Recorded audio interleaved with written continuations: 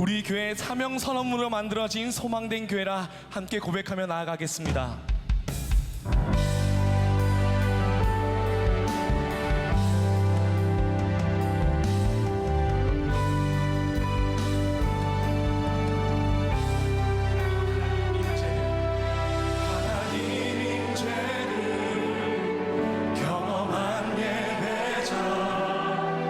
예수님의 말씀에 훈련된 제자 성령님의 능력으로 이 땅과 세상 섬긴 소망된 교회라. 하나님 임재를 경험한 예수님의 말씀에 훈련된 제자 성령님의 능력으로 이 땅과 세상 섬긴 소망된 교. 우리 주님의 임재를 갈망하는 마음으로 두 손 들고 고백합시다. 임재 이곳에 주의 말씀 여기에 주의 말씀 여기에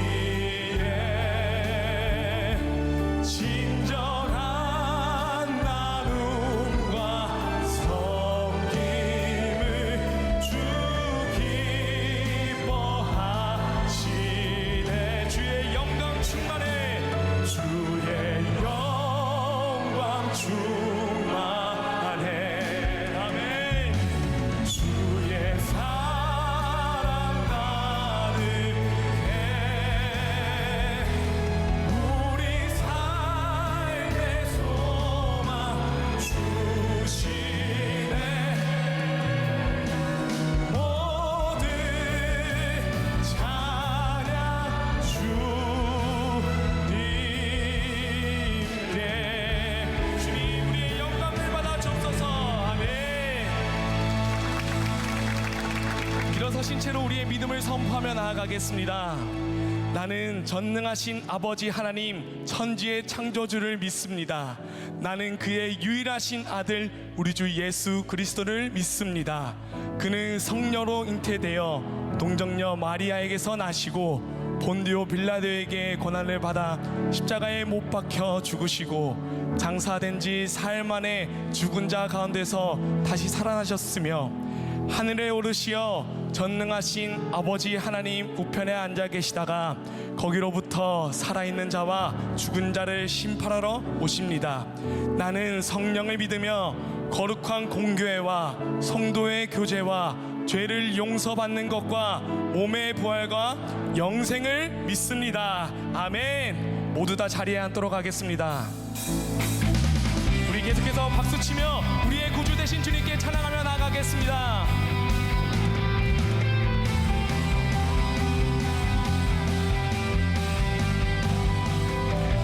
예수를 나의 구주 삼고 성령과 피로써 거듭나리. 이 세상에서 내 영혼이 하늘의 영광 누리도다. 이것이 나의 간증이요 이것이 나의 간증이요 이것이 나의 찬송일세 이것이 나의 찬송일세. 아멘. 나 사는 동안 끊임없이 주를 찬송. 우리 2절 고백합시다. 온전히 주께 온전히 주께 맡긴 내 영 사랑의 음성을 듣는 중에 천사들 왕래하는 것과 하늘의 영광 보리로다. 하늘의 영광 보리로다. 이것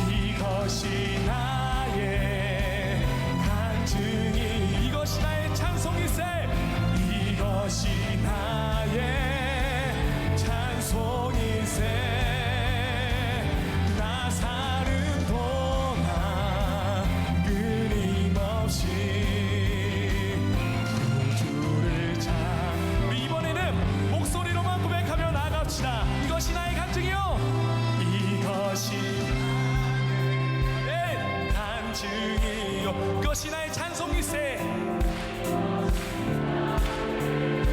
주님 우리의 고백을 받아주옵소서. 나 사는 동안 끊임없이 구주를 찬송하기 원합니다.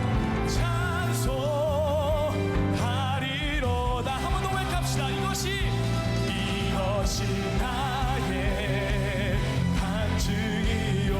아멘. 이것이 나의 찬송일세. 나 사는 동안 끊임없이 구주를 찬송하리로다. 네, 그렇습니다. 주님, 나 사는 동안 끊임없이 주님을 찬송하기 원합니다.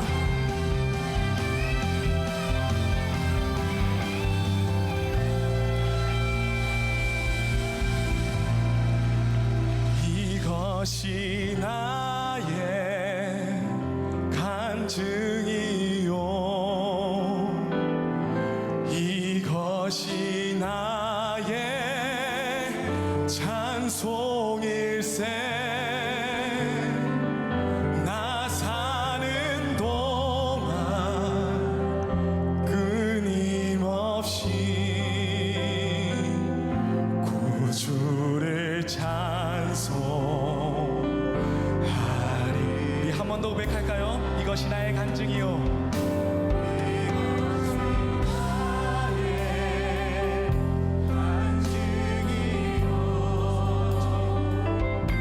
이것이 나의 찬송일세. 아멘. 나 사는 동안 끊임없이 주를 찬송하리로다.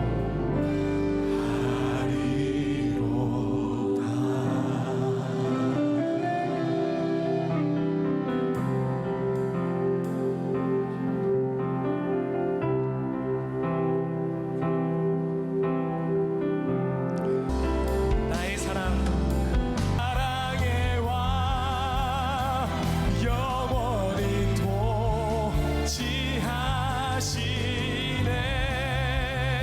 주님의 나라와 뜻이 나의 삶 속에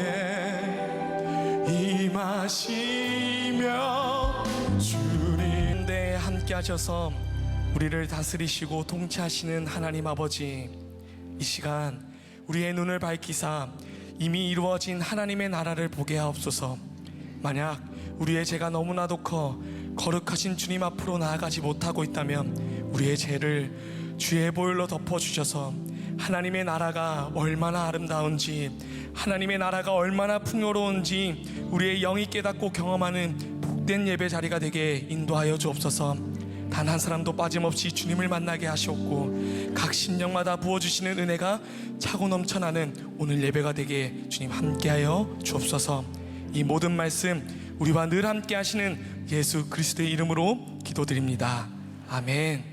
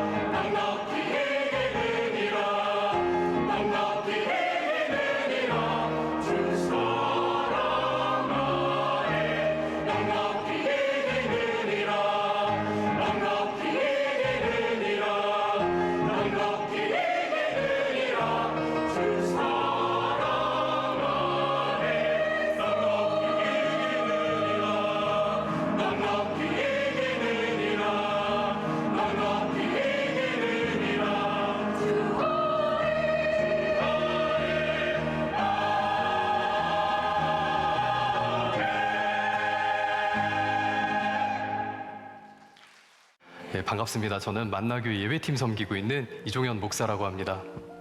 이제 말씀으로 들어가겠습니다. 오늘 마가복음 1장 14절에서 15절까지 말씀 가지고 하나님 편에 선 사람들의 나라, 하나님 편에 선 사람들의 나라라는 제목으로 하나님 말씀 증거하도록 하겠습니다. 저는 예배팀이라서 예배가 시작하기 전에 저 뒤에 문에서 이렇게 서 있습니다. 그래서 이 안쪽에서는 예배가 잘 준비되고 있는지 살피고 바깥에도 별일이 없는지 이렇게 지켜봅니다. 자연스럽게 오시는 성도님들에게도 이렇게 인사를 드리게 됩니다. 이번 일주일 동안 얼마나 삶의 자리에서 치열하게 사셨습니까? 이 예배의 자리, 이 예배 시간에 하나님 마음껏 예배하시고 은혜 듬뿍 받고 돌아가시길 바랍니다. 이렇게 한 분 한 분께 인사를 드리지는 못해요. 바빠서 그때는. 네. 그런데 그런 마음을 품고 밝게 웃으면서 인사를 드립니다. 진짜예요. 네. 그런데 가끔씩 이렇게 지나가시는 분들을 보면은 표정에 그늘이 져 있는 분들이 있습니다. 생각보다 굉장히 많으세요. 그리고 제가 목요일에도 목요 찬양 예배 전에 저 안내 데스크에 서 있는데 그때 청년들이 굉장히 많이 오거든요. 우리 교회 청년들뿐만 아니라 외부 교회 청년들까지 굉장히 많이 오는 좀 좋은 예배인데 그때도 우리 청년들의 표정이 그렇게 밝지 않은 사람들이 꽤 있습니다. 이렇게 성도님들과 이야기를 나눌 때, 또 주변 동료들과 이야기를 나눌 때, 친구들과 이야기를 나눌 때 공통적인 관심사는 삶이 어렵다는 겁니다. 우리 삶이 녹록지 않다는 겁니다. 저는 예배팀이라서 우리 성도님들께서 변화산 기도 제목을 올려주시면 저는 그걸 볼 수 있습니다. 근데 그 기도 제목을 하나씩 보다 보면 정말 고난이 없는 사람이 한 명도 없구나. 정말 모두가 힘든 시간 가운데 살아가고 있구나. 네. 그래서 우리에게 이런 상황 가운데 어떤 말씀이 필요할까 기도하고 고민했습니다. 날마다 오는 설교 기회가 아니기 때문에 고민을 많이 했습니다. 그런데 요즘에 바이블온 365가 신약을 다루고 있더라고요. 복음서를 다루고 있습니다. 복음서는 예수님의 행적, 말씀, 사역들을 잘 정리한 말씀인데요. 그 복음서에 예수님께서 가장 많이 말씀하셨던 주제를 내가 전하면 되겠구나라는 생각이 들었습니다. 그래서 하나님 나라라고 제가 말씀의 주제를 잡아보았습니다. 바라기는 오늘 여기 모여있는 우리 모든 성도님들과 또 온라인으로 함께 예배하시는 우리 성도님들이 모두 하나님 나라를 갈망하고요. 지금 여기서 바로 지금 이 자리에서 하나님 나라를 누리게 되시기를 주님의 이름으로 축복합니다.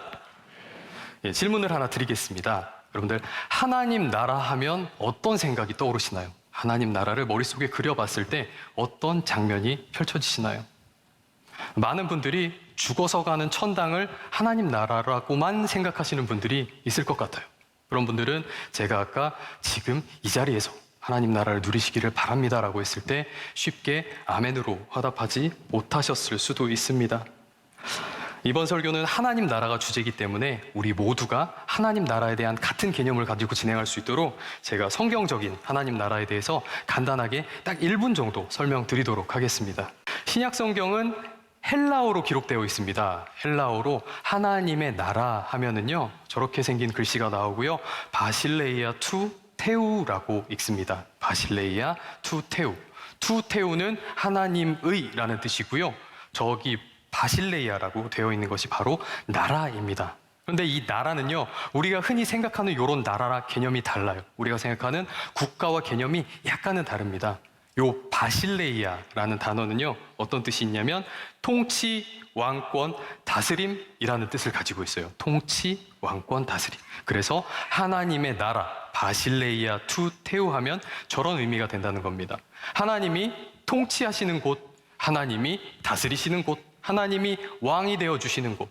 그러니까 그곳이 어디든 그때가 언제든 하나님이 거기를 다스리시면 거기가 하나님 나라가 된다는 의미입니다. 이해하셨죠?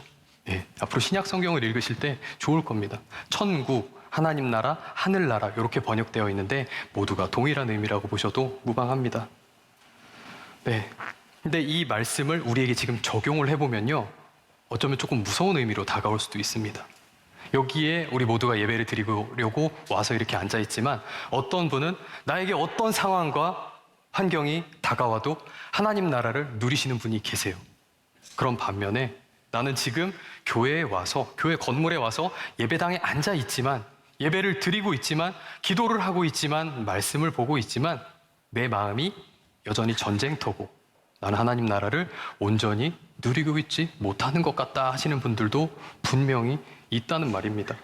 슬픈 일입니다. 마음 아프고 굉장히 서글픈 일입니다. 그런데 오늘 본문을 통해 우리에게 아주 좋은 소식이 선포되었습니다. 오늘 본문을 보면 예수님께서 지금 여기서 하나님 나라를 누리는 방법을 우리에게 알려주고 계십니다. 마가복음 1장 15절을 저와 여러분이 함께 읽도록 하겠습니다. 이르시되 때가 찼고 하나님의 나라가 가까이 왔으니 회개하고 복음을 믿으라 하시더라. 아멘. 하나님 나라를 누리는 첫 번째 방법은요, 바로 회개입니다. 회개. 네. 사실 이 회개는 설교할 때 이런 표현이 적절할지 모르겠지만 이 설교자에게 그렇게 매력적인 주제가 아니에요. 왜냐하면 우리의 불편한 진실과 직면하도록 만들어야 되기 때문입니다. 네. 그런데 예수님께서는 분명히 오늘 말씀을 통해서 하나님 나라를 누리기 위해서는 반드시 회개해야 한다고 말씀하십니다. 이건 이종현 목사의 개인 의견이 아니에요. 성경에 있는 예수님의 말씀입니다. 하나님 나라를 위해서 회개가 반드시 통과해야 할 문이라고 분명하게 말씀하시는 겁니다. 그 이유가 뭘까요? 우리가 회개하지 않음이 우리가 하나님 나라를 누리는 것을 막고 있다는 얘기입니다. 그런데 막상 회개를 설교하려다 보니까 이게 많이 저한테 걸리는 겁니다. 저한테 많이 찔림이 되는 겁니다. 지금 강단에서 회개의 말씀을 이렇게 선포하고 있는데 나는 과연 회개하고 있는가? 나는 목사지만 회개하는 목사인가? 라는 생각이 들었어요. 그래서 말씀을 읽고 또 기도를 하면서 나 자신을 점검하는 시간을 가졌습니다. 너무나도 부끄럽지만 온전히 회개하지 못한 자의 특성이 어찌 그리 저의 삶과 신앙 가운데 나타나고 있는지 모르겠어요. 여러분들 온전히 회개하지 못한 사람의 특징이 무엇인지 아시나요? 제가 지금부터 3가지를 말씀드릴 겁니다. 온전히 회개하지 못한 사람의 3가지 특징을 차례차례 말씀을 드릴 건데 한번 들어보시면서 점검하셔도 좋을 것 같습니다. 첫 번째 특징입니다. 반복되는 죄가 있습니다. 죄가 반복되는 거예요. 회개를 하는데 어느새 정신을 차려보면 똑같은 죄를 내가 똑같은 자리에서 짓고 있는 겁니다. 반복되는 죄. 여러분들 왜 죄가 반복될까요? 왜 죄가 반복될까요? 그 이유는 딱 하나입니다. 내가 나의 왕이기 때문입니다. 하나님께서 나를 다스리셔야 되는데 내가 나의 왕으로 살아가기 때문에 죄가 반복이 되는 겁니다. 이걸 좀 더 자세히 설명드릴게요. 우리는 그리스도인입니다. 그래서 내가 어떤 죄를 범하면 하나님이 이걸 기뻐하시지 않는다는 걸 알아요. 그렇기 때문에 우리는 용서를 구합니다. 자복을 합니다. 그렇게 해서 일정 기간, 얼마 동안은 하나님의 뜻을 따라서 살아가요. 근데 여기서부터가 굉장히 중요한데요. 하나님께 용서를 구하고 얼마 동안은 하나님께서 시키시는 대로 살아가지만 이 하나님대로, 하나님 말씀대로 살아낸 결과가 내 뜻과 달랐을 때 우리는 돌변하게 됩니다. 그때 내 진짜 주인이 누군지 드러나는 거예요. 하나님 뜻대로 살았더니 결과가 내 뜻과 달라. 내 마음에 안 듭니다. 그래서 나는 이때 어떻게 되냐면 내가 왕으로 섬기고 있는 내가 시키는 대로 행하게 되는 거예요. 그래서 우리가 같은 자리에서 같은 죄를 반복하게 되는 겁니다. 지난주 말씀 선포하셨던 조현철 목사님께서 이와 비슷한 말씀을 하셨어요. 내가 하나님 편에 서야 되는데 내가 하나님 편에 서는 게 맞는데 하나님을 내 편으로 모시기 위해서 노력하는 거죠.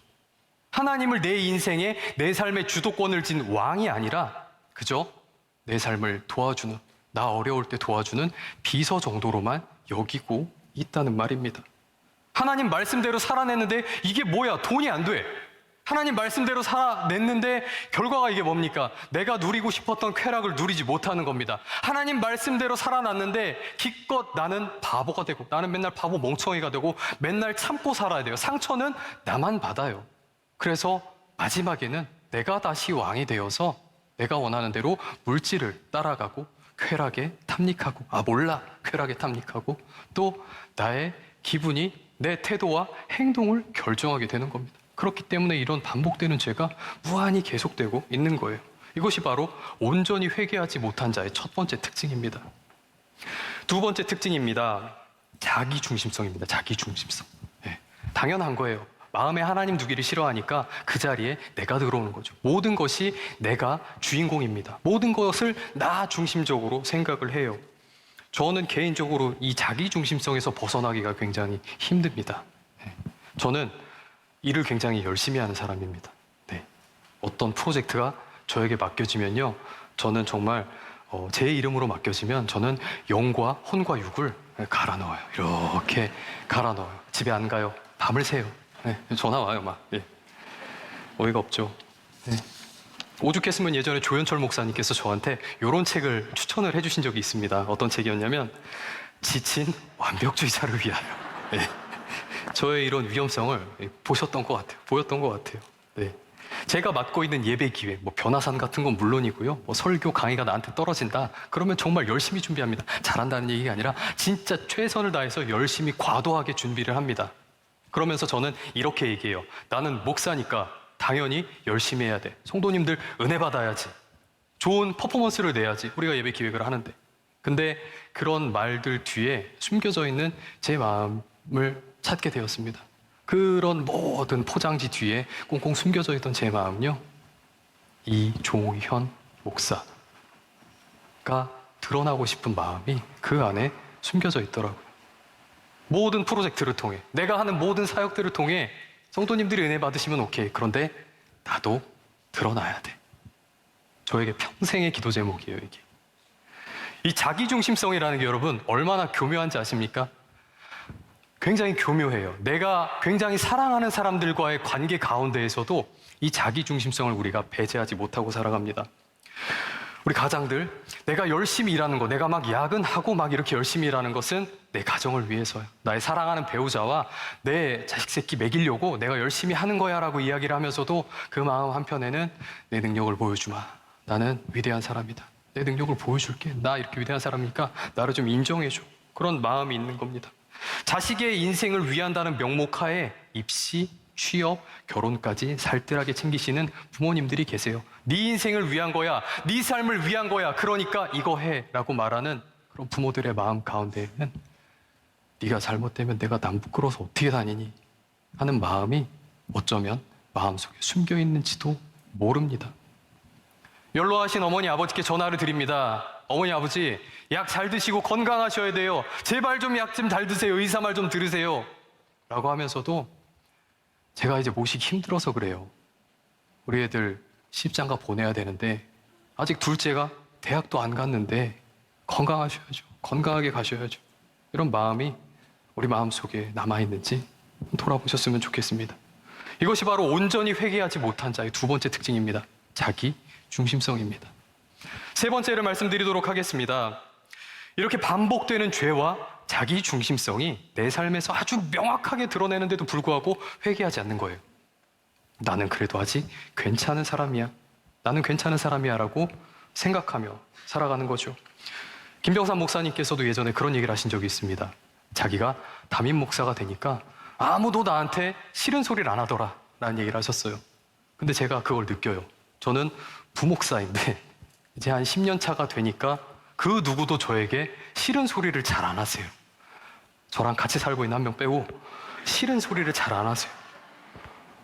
제 멘토예요. 저는 제가 잘 살고 있는 줄 알았어요. 그래서 제가 잘 가고 있는 줄 알았어요. 네, 근데 저만 몰랐어요. 남들 다 아는데 제가 잘못 가고 있는 걸 저만 몰랐더라고요. 이번 설교를 준비하면서 하나님께서 깨닫게 하신 마음은 내가 정말 죄인 중에 괴수구나. 내가 정말 죄인 중에 1등이구나. 누구 욕할 거 없구나. 내 마음에 이런 회개하지 못한 모습들이 많이 남아있구나. 우리 사랑하는 성도님들은 어떠신지 궁금합니다. 저처럼 반복되는 죄가 혹시 있으신가요?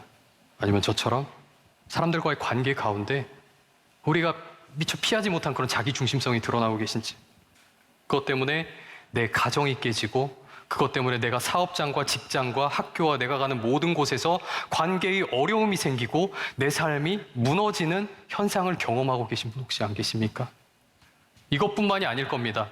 아무리 예배를 드려도 예배에 감격이 없고, 아무리 말씀을 들어도 말씀을 읽어도 말씀에 감동이 없어요. 내 삶의 감사가 점점 사라져요. 예배를 드리고 집에 돌아가지만 예배 때 들었던 말씀이 내 삶에서 일어날 거라고는 전혀 기대하지 않아요. 내가 내 삶이 변화되어 내 있는 자리를 변화시킬 거라고는 전혀 생각하지 않고 살아갑니다. 그게 당연한 게 아닌데도 말입니다. 이 모든 증상은요, 우리가 회개하지 않았기 때문에 일어나는 병적인 증상들입니다. 그런 깨어짐과 무너짐의 증상들이 내 삶에서 마치 코로나 자가검진 키트처럼 두 줄이 명확하게 나타남에도 불구하고 나는 괜찮아라고 살아가는 분들이 계세요. 나는 교회 나오니까, 나는 헌금하니까, 나는 봉사하고, 나는 사역하고, 나는 매일 바이블 하고, 나는 개인 기도하니까 나는 괜찮은 줄 알고 미처 회개하지 않고 살아가시는 분들이 참 많습니다. 만약에 그런 분들이 이 자리도 계시다면 저와 여러분에게 주시는 하나님의 말씀을 받들어 읽도록 하겠습니다. 로마서 2장 5절 말씀 세 번역입니다. 함께 읽겠습니다. 그대는 완고하여 회개할 마음이 없으니 하나님의 공정한 심판이 나타날 진노의 날에 자기가 받을 진노를 스스로 쌓아 올리고 있는 것입니다. 회개하지 않는 자에게 하나님의 진노가 임한다고 되어 있습니다. 잘 읽으셔야 됩니다. 죄를 지어서가 아닙니다. 죄를 지음에도 불구하고, 죄를 범했음에도 불구하고 회개하지 않았기 때문에 하나님의 진노가 임한다고 기록되어 있습니다. 하나님 분명히 말씀하셨습니다. 이종현 목사, 너 회개해야 돼. 너 진짜 회개해야 돼. 너 안 괜찮아 지금. 하나님께서 주신 말씀이, 그리고 저와 여러분에게 향한 주 예수 그리스도의 준엄한 명령입니다. 이처럼 회개에 대한 명령은요, 아파요. 아프고 매섭고 우리에게 굉장히 불편합니다. 그런데 여기서 끝나면 복음이 아니죠, 여러분. 여러분, 회개는요, 단순히 예수 그리스도의 엄한 명령만이 아닙니다. 기독교 마리아 자매회의 공동 창설자 바실레아 슐링크라는 사람은 이런 이야기를 했다고 합니다. 제가 읽겠습니다. 회개는 명령이자 약속입니다. 회개는요, 예수님의 준엄한 명령이자 또 다른 측면으로는 약속이라는 거예요. 이 약속이 뭐냐면요, 이런 겁니다. 회개하라. 내가 용서해 줄게. 돌아와라. 돌아오기만 하면 내가 받아줄게. 이것이 바로 회개가 약속인 이유입니다. 너희가 돌아오면 내가 용서해 줄게. 너희가 회개하면 내가 받아줄게. 구약 성경 전체, 지금 진행하고 있는 모든 시리즈를 통해서 우리에게 선포되는 말씀입니다. 이 회개가요, 여러분들 약속이 되기 위해서, 이 회개가 우리에게 약속으로 주어지기 위해서 어떤 대가를 치렀는지 우리는 모두 잘 알고 있습니다. 하나님의 아들 예수 그리스도가 십자가를 지셨어요. 하나님의 아들 예수 그리스도가 우리의 모든 죄를 지고 십자가에서 우리 죄의 대가를 지불하셔야 됐어요. 그래서 우리가 하나님께로 돌아올 수 있게 된 겁니다. 예수님께서 우리 죄의 모든 대가를 지불하고 십자가에서 돌아가시지 않으셨다면 우리에게 회개의 기회는 주어지지 않았을 겁니다. 우리는 그냥 멸망했을 겁니다. 로마서 5장 8절 말씀을 세 번역 성경으로 제가 읽겠습니다. 그러나 우리가 아직 죄인이었을 때에 그리스도께서 우리를 위하여 죽으셨습니다. 이리하여 하나님께서는 우리들에 대한 자기의 사랑을 실증하셨습니다. 우리가 아직 죄인이었을 때, 회개하기 전에, 우리가 돌아오기 전에 그리스도께서 우리를 위해 죽으셨다는 말입니다. 하나님의 아들 예수 그리스도께서 우리가 회개하기 전에 모든 죄의 대가를 지불하셨습니다. 이제 예수님께서 가르쳐 주신 하나님 나라를 우리가 지금 누릴 수 있는 두 번째 방법을 여러분들에게 말씀드리도록 하겠습니다. 1장 15절 말씀 제가 읽겠습니다. 이르시되 때가 찼고 하나님의 나라가 가까이 왔으니 회개하고 복음을 믿으라 하시더라. 하나님 나라를 지금 여기서 누리는 두 번째 방법이 바로 복음을 믿는 것입니다. 복음을 믿는 것. 그러면 우리가 복음을 믿기 전에 복음이 어떤 내용인지에 대해서도 알아야 되겠죠. 복음이 뭐냐면요, 이겁니다. 스스로의 힘으로 자신을 구원할 수도, 자신을 사랑하지도 못하는 우리를 더 이상 내버려 둘 수 없어 하나님이 인간이 되셔서 하나님 나라를 가지고 내려오신 사건, 이것이 바로 복음입니다. 말이 너무 길죠? 짧게 줄이겠습니다. 예수님이 하나님 나라를 가지고 오셨다. 하나님 없이 살아가는 우리를 예수님이 더는 볼 수가 없어서 예수님이 직접 인간의 몸을 입고, 하나님이신 예수님이 인간의 몸을 입고 하나님 나라를 가지고 내려오신 사건이 바로 복음이라는 것입니다. 그리고 예수님께서는요, 이 복음을 말로만 선포하신 게 아니에요. 하나님 나라 왔다 그러고 마신 게 아니에요. 하나님 나라를 직접 보여주셨습니다.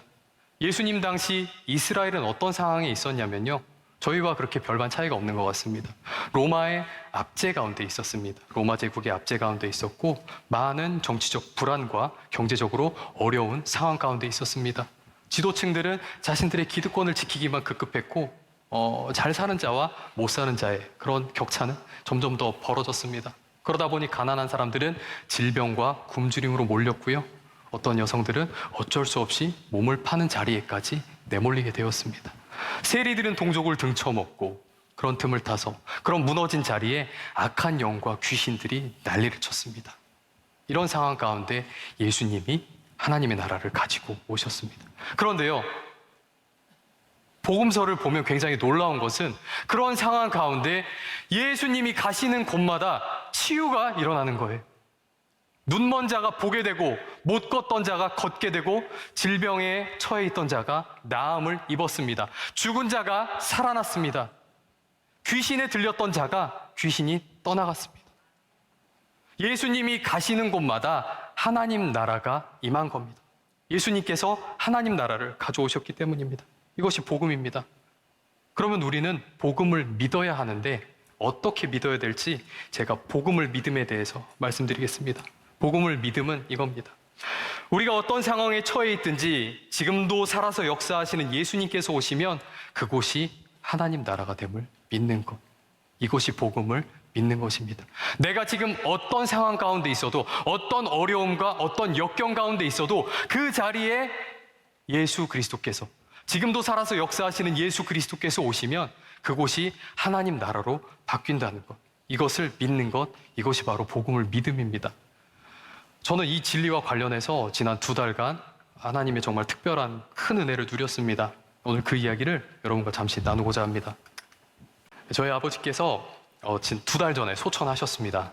예, 아버지께서 이렇게 돌아가시는 것, 또 부모님이 이렇게 돌아가시는 경험을 하신 분들이 이제 많으실 텐데 부모님께서 돌아가시는 건 어찌됐건 간에 자녀들에게는 큰 상처가 되는 것 같아요. 피할 수는 없는 고난이죠. 피할 수 없는 고난이 찾아왔고 그 상처가 저를 찾아왔습니다. 근데 하나님께서는 굉장히 독특한 방법으로 저를 위로하셨어요. 아버지 장례를 치르고 나서 한 달 남짓된 기간 동안 저는 5번의 부친상을 다져왔습니다. 그리고 그 중에서 4번을 제가 장례 예배를 인도를 해야 했습니다. 한 번은 지난 걷기 축제 기간 토요일이었습니다.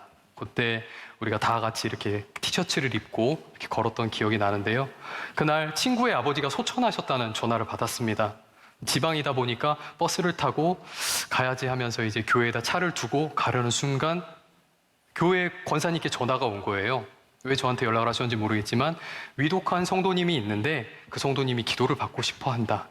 그래서 너무 급한 상황이라서 제가 보호자들에게 전화를 드렸습니다. 그런데 그분이 계신 곳이 만나교회 바로 옆에 있는 요양병원이었던 거예요. 그래서 하나님께 의지했습니다. 어떻게 할까요? 그랬더니 하나님께서는 이런 마음을 주시는 거예요. 네가 지금 전화를 하는 기도보다 목사인 네가 가서 임종 예배를 드리는 게 더 좋을 것 같다 라고 해서 바로 차를 돌렸습니다. 네, 제가 어디 가는 길이었죠? 네, 맞습니다. 치치치 하시는데 친구 부친상에 조문을 하러 가는 길이었습니다. 예, 그날은 우리가 모두 목회자들이 이렇게 걷기 축제 티를 입고 있어야 했는데 그날 마침 제가 문상을 가느라고 임종 예배를 드리기에 너무 알맞는 복장을 하고 있었던 거예요. 양복이 딱 갖춰져 있었던 거예요. 그대로 달려갔습니다. 달려가서 임종 예배를 드렸습니다. 한 교회를 평생 오래 섬기신 장로님이셨어요. 그리고 임종 예배를 예우를 다해서 드리고 채 5분이 되지 않아 하나님 품에 안기셨습니다. 제가 가지 않았더라도 그분은 잘 소천하셨을 겁니다. 그러나 한평생을 하나님께 인생을 바치고 예배로 한평생을 살아왔던 분의 그 마지막 예배를 위해 하나님께서 저를 사용하셨고요. 아버지를 잃은 슬픔, 배우자를 잃은 슬픔을 치유하기 위해서 먼저 슬픔을 받은 저를 그곳에 보내셨습니다. 이런 일도 있었어요. 제가 미디어 동산에 장례를 돕는 일도 섬기고 있는데 미디어 동산에서 장례가 난 겁니다. 그 장례를 찾아갔어요. 근데 고인의 그 아드님을 봤는데 그 아드님의 그런 깊은 슬픔이 저에게 보이는 겁니다. 아마 아버님과 굉장히 돈독한 관계셨던 것 같아요. 예, 그렇게 깊은 슬픔에 빠져있는 그 형제를 바라보면서 기도했습니다. 저는 목사가 장례를 갈 때 예수님 대신 가서 위로하는 거라고 배웠기 때문에 예수님께 기도했습니다. 예수님이라면 이 형제를 어떻게 위로하시겠습니까? 도대체 저는 할 말이 기억나지 않습니다. 라고 기도했더니 예수님께서 이런 마음을 주셨습니다. 안아줘라. 예수님께서 그 자리에 오셨다면 그 형제를 꼭 안아주셨을 것 같은 거예요. 그래서 그날 처음 보는 그 형제를 제가 꼭 안아줬습니다. 저는 그때 예수님이 저와 그 형제를 함께 안아주셨다고 믿습니다. 하나님께서 일하셨어요. 교회를 다니지 않는 청년이었는데, 교회를 다니지 않는 형제였는데 지지난주부터 빠지지 않고 토요 예배에 나오고 있습니다. 어제도 나왔었어요. 그리고 지난주에는 이런 얘기를 하더라고요. 목사님, 저도 동일한 아픔을 가진 사람이 있을 때 저도 똑같이 위로하는 사람이 되고 싶습니다. 이런 얘기를 하더라고요. 저희 아버지의 오랜 질병과 이른 죽음은 저에게는 피할 수 없는 고난이자 큰 상처였습니다. 그런데 그 고난과 상처의 자리에 예수님께서 임재해 주시니까 그곳이 하나님 나라가 되고 그 하나님 나라가 또 다른 누군가에게 하나님 나라를 시작하게 해 주더라고요. 참 감사한 시간이었습니다. 우리 성도님들 상황은 지금 어떠십니까? 지금 이 자리에도 말할 수 없는 그런 고난과 고통과 염려와 근심 가운데 있는 분들이 많으실 겁니다. 한 분도 없을 거라 확신합니다. 저처럼 사랑하는 사람을 떠나보냈거나 사랑하는 누군가가 많이 아프거나 아니면 내가 많이 아프거나 나이가 너무 많이 들어서 예전처럼 할 수 있는 것도 없어지고 나를 찾는 사람도 줄어들고 자꾸만 예전에 좋았던 기억들이 잊혀져 가고 자꾸만 자식들이 나를 이상하다 하진 않으십니까? 자녀들의 문제도 있을 겁니다. 코로나다, 고환율이다, 인플레이션이다 라고 해서 사업에 또 직장에 어려움을 겪는 분들 많으실 겁니다. 미친 금리 때문에 미칠 것 같은 분들이 이 자리에 있으실 겁니다. 그리고 특별히 우리 청년들, 포기하고 싶지 않은데 포기해야 되는 것들이 왜 이렇게 많아지는지 모르겠습니다. 이렇게 보면 우리는 예수를 믿는다 해도 고난을 피해갈 수는 없는 것 같아요. 이런 고난들이 우리 인생에서 하나님 나라를 경험하는 것을 이렇게 막고 있습니다. 그래서 우리가 더욱 복음을 믿어야 합니다. 예, 복음을 믿는 것 다시 한번 말씀드리겠습니다. 우리가 복음을 믿는다는 건요, 우리가 어떤 상황과 환경 가운데 있든지 지금도 살아서 역사하시는 예수님이 오시면 그곳이 하나님 나라가 됨을 믿는 것입니다. 여러분도 믿으시기 바랍니다. 요한복음 9장 1절에서 3절까지 말씀을 제가 읽겠습니다. 예수께서 길을 가실 때에 날때부터 맹인된 사람을 보신지라 제자들이 물어 이르되 랍비여 이 사람이 맹인으로 난 것이 누구의 죄로 인함이니이까 자기니이까 그의 부모니이까 예수께서 대답하시되 이 사람이나 그 부모의 죄로 인한 것이 아니라 그에게서 하나님이 하시는 일을 나타내고자 하심이라. 우리는 우리에게 고난이 닥쳤을 때 그 이유를 묻습니다. 내가 뭘 잘못했길래 도대체 뭐 때문에 나에게 이런 고난이 찾아오는가? 우리는 그 이유를 묻습니다. 그러나 예수님께서는 그 고난의 자리에 찾아오셔서 이렇게 말씀하십니다. 하나님이 하시는 일을 나타내고자 하심이라. 하나님이 하시는 일을 나타내고자 하심이라. 여러분들 이 복음을 믿으셔야 합니다. 모든 것을 잃은 것 같은 상황 가운데 있다 하더라도 예수님까지 잃어버리지는 마시기 바랍니다. 이것이 하나님 편에 선 자만이 누릴 수 있는 축복입니다. 내가 하나님 편에 서 있지 않을 때는 고난이 닥치고 여러 가지 환난이 닥쳤을 때 하나님이 어디 계신지부터 찾아요. 하나님 계신가? 하나님 진짜 살아계신가? 하나님 나를 사랑하기는 하시나? 이런 생각을 합니다. 그러나 내가 하나님 편에 서 있을 때 하나님의 든든한 도우심과 그 사랑과 그 지지의 의지에서 내가 어떤 상황과 환경 가운데 있더라도 예수 그리스도가 내 삶의 자리로 오시게 되고 그곳이 하나님 나라가 되고 그것이 또 다른 사람에게 새로운 하나님 나라를 보게 만든다는 것입니다. 은혜죠. 큰 은혜죠. 누가 저에게 그럼 이종현 목사는 하나님의 나라를 온전히 누리고 있습니까? 라고 물으신다면 저는 아직은 온전히 누리고 있지 못합니다 라고 여러분들께 말씀드릴 것 같습니다. 그러나 한 가지 분명한 것은 지금 제 안에서 이미 시작되었다는 것입니다. 마가복음 4장 30절에 32절 말씀 저와 여러분 함께 읽도록 하겠습니다. 또 이르시되 우리가 하나님의 나라를 어떻게 비교하며 또 무슨 비유로 나타낼까? 겨자씨 한 알과 같으니 땅에 심길 때는 땅 위의 모든 씨보다 작은 것이로되 심긴 후에는 자라서 모든 풀보다 커지며 큰 가지를 내나니 공중의 새들이 그 그늘에 깃들일 만큼 되느니라. 아멘. 예수님께서는요, 하나님 나라를 겨자씨에 비유하셨습니다. 겨자씨, 아주 작은 겨자씨에 비유하셨어요. 우리의 믿음과 우리의 결단은요, 지금 우리가 볼 때, 또 남들이 볼 때 이렇게 작은 겨자씨일 수도 있습니다. 그러나 여러분들, 그러나 그 겨자씨가 내 마음에 일단 심겨지기만 하면, 내가 좋은 마음으로 그 말씀을 받아들이기만 하면, 일단 내 마음속에 심기기만 하면 성령께서 내가 알지 못하는 사이에 그 하나님 나라를 자라게 하신다는 겁니다. 그래서 얼만큼 자라나면요, 모든 풀보다 커지고요, 공중의 새들이 깃들인다 라고 이야기하고 있습니다. 공중의 새들은 누굽니까? 내가 그토록 사랑하지만, 내가 정말 사랑하지만 진짜 사랑하지 못했던 내 가족들, 내 주변 사람들, 내 이웃들, 내 직장, 내 사업장, 내 학교의 동료들, 모든 세상 그런 사람들입니다. 그 사람들이 언젠가는 내가 지금 심은 그 작은 겨자씨만한 결단으로 말미암아 그 사람들이 내 안에서 하나님 나라를 보게 된다는 겁니다. 여러분들 믿으시기 바랍니다. 하나님의 말씀입니다. 오늘 그 작은 믿음의 결단의 겨자씨를 여러분들 심기를 간절히 소망합니다. 말씀을 정리하려고 합니다. 예수님께서는요, 여러분들에게 하나님 나라를 주셨어요. 그리고 그 선물을 여러분들이 듬뿍 누리기를 원하십니다. 그래서 여러분들이 회개하기를 원하세요. 우리가 회개할 때 온전히 사랑하고 먼저 용서하고 기다리시는 예수님의 온전한 사랑을 체험할 수 있고요, 우리가 거룩한 삶을 살아갈 수 있게 됩니다. 우리는 복음을 믿어야 합니다. 그래야 시시각각 닥쳐오는 여러 개가 겹쳐오는 그런 고난 가운데에서도 하나님 나라로 우리가 승리할 수 있습니다. 두려움 없는 믿음이 우리에게 생기는 거고요, 우리가 좀 더 단단한 사람이 될 수 있습니다. 여러분들, 이 믿음 가지고 오늘 그 믿음의 겨자씨를 한번 심어보시길 바랍니다.